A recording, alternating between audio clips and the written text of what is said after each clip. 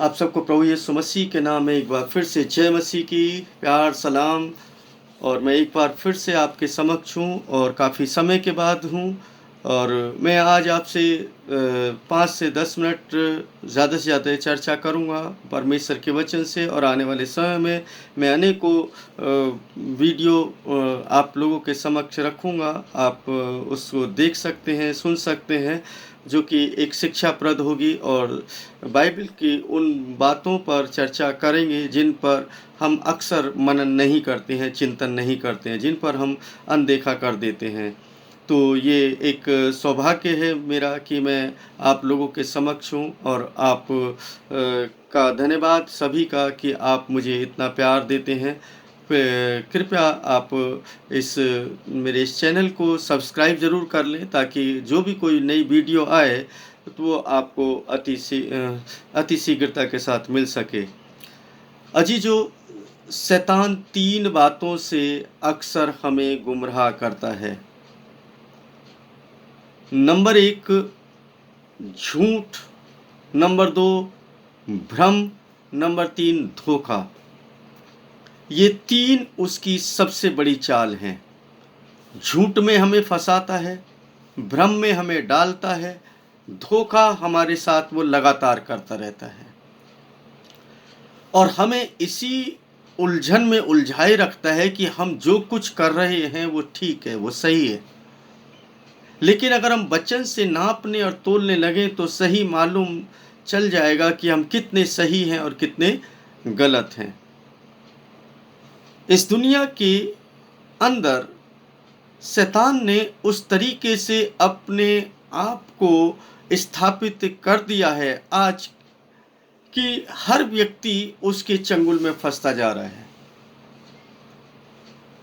और फंस गया है। मैं तो कहूँगा कि फंस गया, यहाँ तक कि विश्वासी लोग भी उसके चंगुल में फंस गए हैं, उसकी चाल में फंस गए हैं।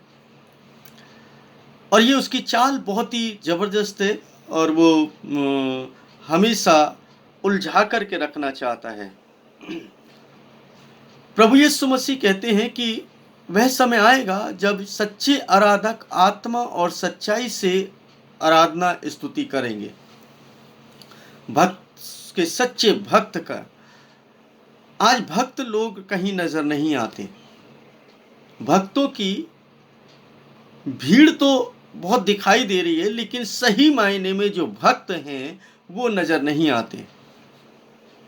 उनके पास वो भक्तिपूर्ण बातें हैं ही नहीं जिसको हम कह सकें कि ये भक्ति के साथ आराधना स्तुति हो रही है। भक्ति का मतलब लोगों को शायद पता है या नहीं है पता, ये मुझे नहीं मालूम, लेकिन जितना मैं समझता हूँ कि भक्ति में लीन होने के बाद उसको दुनिया की कोई बातों का अता पता नहीं रहता। क्या हो रहा है, कौन से कपड़े पहन रखे हैं, किस तरीके के मेरे बाल हैं, किस तरीके का मेरा मेकअप है, किस तरीके का मेरा गेटअप है और किस तरीके के परिवेश में मैं रह रहा हूँ, इन सब बातों से एक भक्तिपूर्ण जीवन जीने वाले व्यक्ति को का कोई सरोकार नहीं होता है। उसको तो केवल और केवल इस बात की लगन रहती है, चिंता रहती है कि मैं किस तरीके से प्रभु को खुश कर पाऊं। आज जो इस समाज के अंदर हम जो भक्ति को देख रहे हैं वो भक्ति लोगों को खुश करने के लिए है। मैं ऐसा करूंगा तो शायद वो खुश होगा।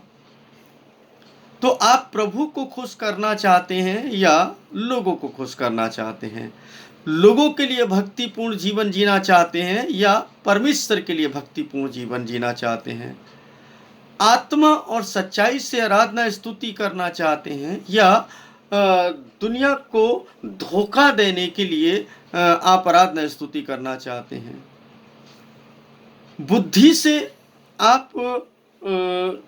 से आप भक्तिपूर्ण जीवन जीना चाहते हैं या ज्ञान से भक्तिपूर्ण जीवन जीना चाहते हैं या आत्मा से भक्तिपूर्ण जीवन जीना चाहते हैं?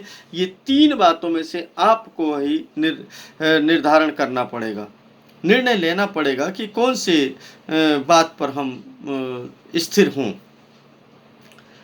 दूसरी बात जो मुझे प्रभु यीशु मसीह, मैं बेसिक बातें ही कर रहा हूँ अभी, क्योंकि मैंने पहले भी है ना इन बातों पर चर्चा की है, लेकिन मैं आने वाले समय के लिए जो है ना मेरे पास संदेश प्रभु ने जो दिए हैं, जो उपदेश मुझे दिए हैं, मैं उन पर मनन करूँ। मैं कुछ आज की इस 5-10 मिनट की वीडियो में मैं वही बातें बताने की कोशिश कर रहा हूँ कि आने वाले समय में परमेश्वर ने जो दिया है वो कितना महत्वपूर्ण हो सकता है।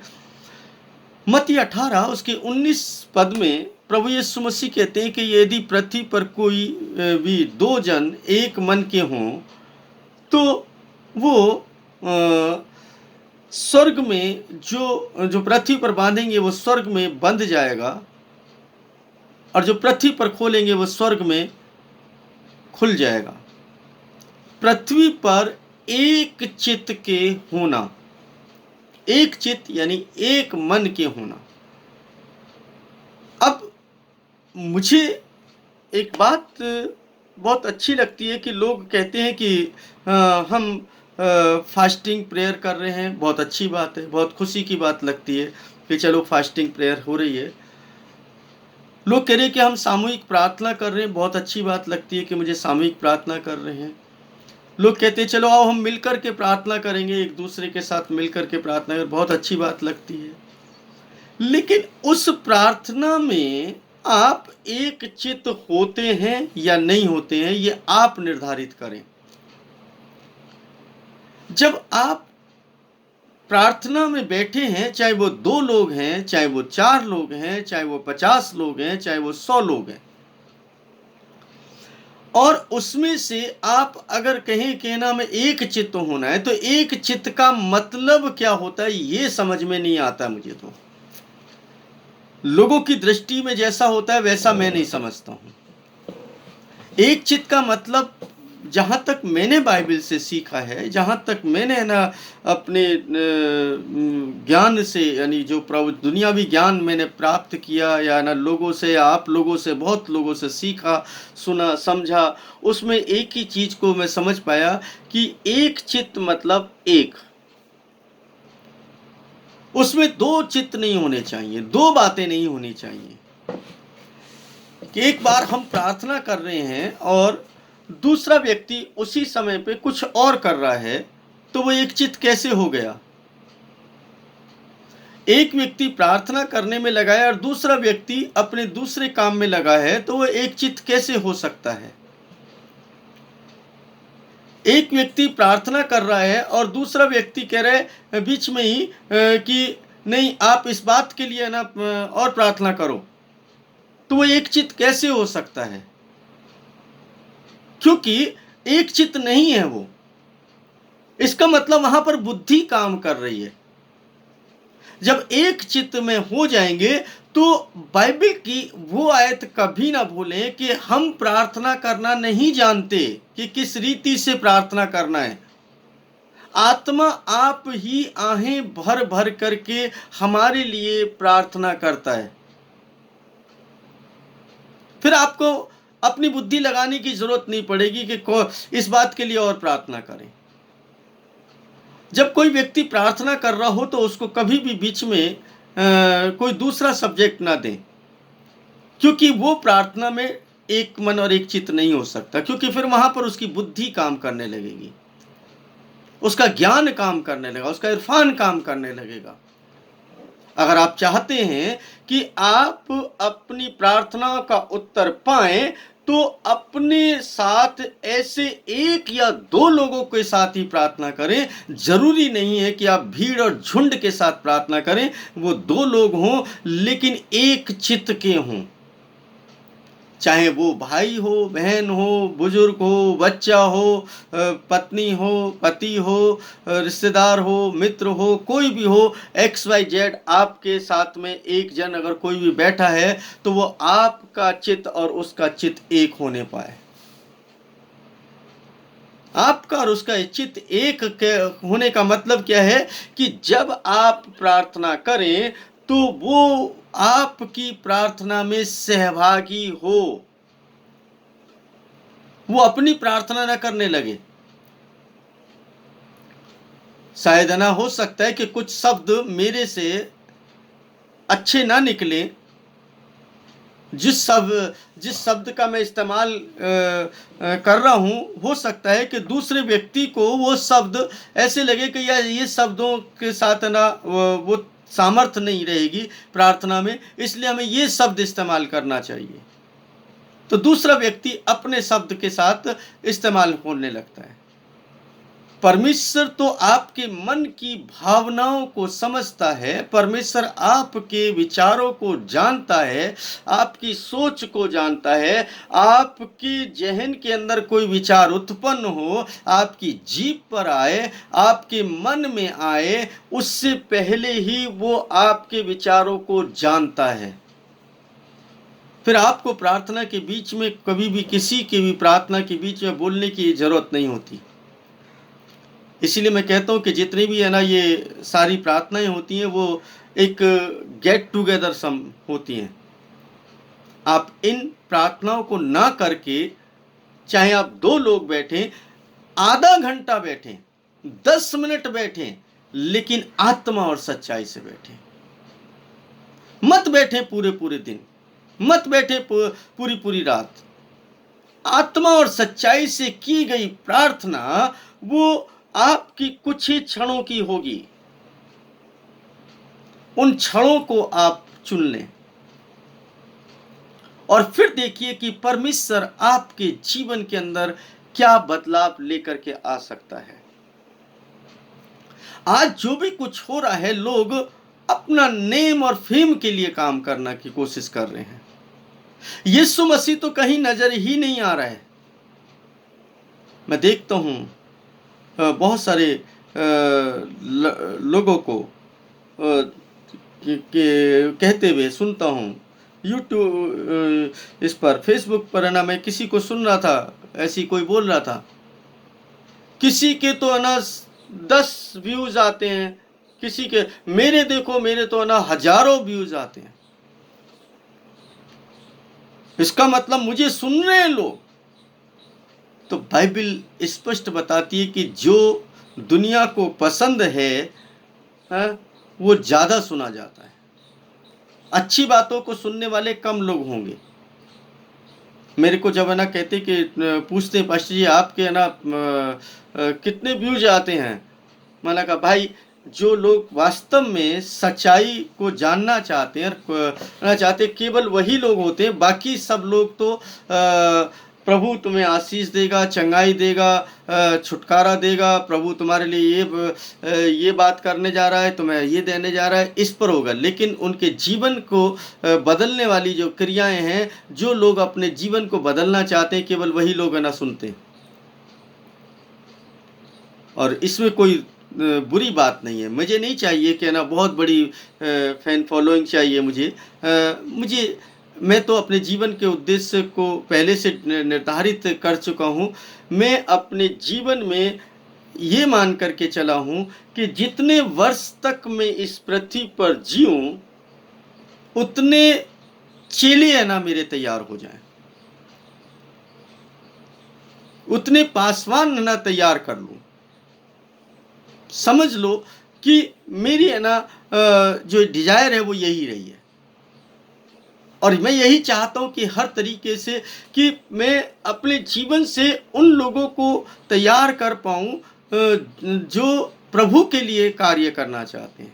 अपने लिए कार्य करना चाहते हैं, उन लोगों की आवश्यकता नहीं है, उन लोगों की ज़रूरत भी नहीं है। जो अपना नाम कमाना चाहते हैं, पैसे के लिए काम करना चाहते हैं, थोड़ा सा नेम फेम है ना सब कुछ चाहते हैं, उन लोगों को कि प्रभु को भी ज़रूरत नहीं है। प्रभु भी कहता है कि ठीक है, तुम्हें ना वो चाहिए तो वो सब तो शैतान के पास में बहुत है, दुनिया का ना हाकिम है वो। और तुम इस बात को मत भूलो, क्योंकि संसार को मैंने जीत लिया है और मैं तुम्हें वो सब दे सकता हूँ। लेकिन अगर तुम्हें दुनिया से ही लेना है तो झूठ में, भ्रम में और धोखे में फंसे रहो। अंतिम समय जब आएगा ना अजीजों, कुछ भी नहीं रहेगा। मुझे एक बहुत ही अच्छी एक गज़ल की कुछ बातें याद आ रही थी, लेकिन है ना मैं अभी नहीं है ना, नेक्स्ट टाइम मैं आपको ना बताऊंगा उसके बारे में, कि उसमें क्या अल्फाज लिखे जो परमेश्वर शायरों को भी, कवियों को, रचयिताओं को ना अपने मर्म प्रकट करता है कि किस तरीके की हमारी विचारधारा होनी चाहिए। उसके माध्यम अलग अलग हो सकते हैं। अब वो जरूरी नहीं है कि वो विश्वासी हो या अविश्वासी हो, क्योंकि परमेश्वर गधे को इस्तेमाल कर सकता है। वो कहते हैं कि चट्टान को भी से भी अपने लिए संतान उत्पन्न कर सकता है। तो वो सब कुछ कर सकता है, क्योंकि पृथ्वी और जो कुछ उसमें है वो सब कुछ उसी का है। अजीजों, आज आप इस मुश्किल के दौर में भी हैं, पेंडेमिक टाइम है, बहुत सारा ना मुश्किलें, आपके कारोबार भी नहीं है, नौकरियों भी जा चुकी हैं बहुत सारे लोगों की। तो अभी एक ही का ज़रूरत है कि हम प्रभु के साथ एक चित्त एक मन हो जाएं, और प्रभु फिर आपके जीवन में कार्य करेगा। आपके पास रोजगार नहीं है तो उसके लिए रास्ते बनाएगा। आपका व्यापार नहीं चल रहा है तो उस व्यापार में भी आपको मदद और सहायता करेगा। लेकिन वो चाहता है कि एक चित्त और एक मन हो करके, झूठ, भ्रम और धोखे से बाहर निकल करके, आप बुद्धि से ना अपना बुद्धि से अलग हो करके, ज्ञान से अलग हो करके, आत्मा से भक्तिपूर्ण जीवन को जीने का यत्न करें। कुछ समय दे दें प्रभु को। आप हो और प्रभु, आपको दुनिया की कोई बात याद नहीं रहनी चाहिए।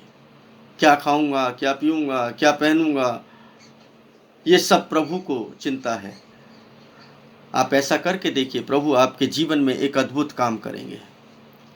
यकीनन अगर आप ऐसा करते हैं तो प्रभु की इच्छा को पूरा करते हैं। ये दो बातें हमेशा याद रखें। दो बातें कौन कौन सी?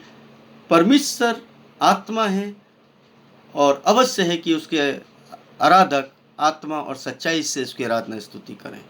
नंबर 2, यदि दो जने एक मन के हों, जब भी कभी प्रार्थना करें तो दूसरा कोई व्यक्ति प्रार्थना कर रहा है, उसकी प्रार्थना में सम्मिलित हो जाएं। आप अपना काम ना करते रहें। मैं बहुत सारे लोगों को देखता हूँ, कोई बाइबल पलट रहा होता है, कोई मोबाइल चला रहा होता है, कोई कुछ लिख रहा पढ़ रहा होता है। अरे वहां पर ना आप प्रार्थना कर रहे हैं या ना अपना अपना काम करने गए हैं, वो भूल जाइए। कलीसिया में है, चाहे प्रार्थना सभा में है, चाहे अपना उपवास प्रार्थना में है, चाहे कहीं पर भी है, अगर प्रार्थना मतलब प्रार्थना, भक्तिपूर्ण जीवन, जिस दिन आपने ऐसा कर लिया उस दिन आपका और मेरे जीवन के अंदर बहुत बड़ी बदलाव आ सकते हैं। अजीजों, परमेश्वर भला है, परमेश्वर आपके और मेरे साथ हो, और हम सब परमेश्वर की उपासना करें। आने वाले वक्त में बहुत ही अच्छी अच्छी बातें जो प्रभु ने ना मुझे दी हैं, मैं उनको आपके साथ शेयर करूंगा, और परमेश्वर के उस पवित्र वचन पर और चिंतन और मनन गहराई से करेंगे, जिन पर ना ज़्यादातर लोग करते ही नहीं हैं। जो लोग है ना उसको चुनते ही नहीं है, उसको पकड़ते ही नहीं है। बस जो अच्छी उनको मन को भाती हैं, केवल उन्हीं वचनों को वो अपने लिए ग्रहण कर लेते हैं। इसलिए ज़रूरत है कि हम इन वचनों पर ध्यान दें, उसके यीशु मसीह ने जो कहा उन बातों पर अक्सर ना ध्यान दें, ताकि हम आत्मा और सच्चाई से आराधना स्तुति करते हुए प्रार्थना में जीवन को व्यतीत कर सकें। परमेश्वर भला है, परमेश्वर हम सभी को आशीष दे। सबको जय मसीह की। आप सबको प्यार सलाम यीशु मसीह के नाम में एक बार फिर से मारानाथा। आमीन।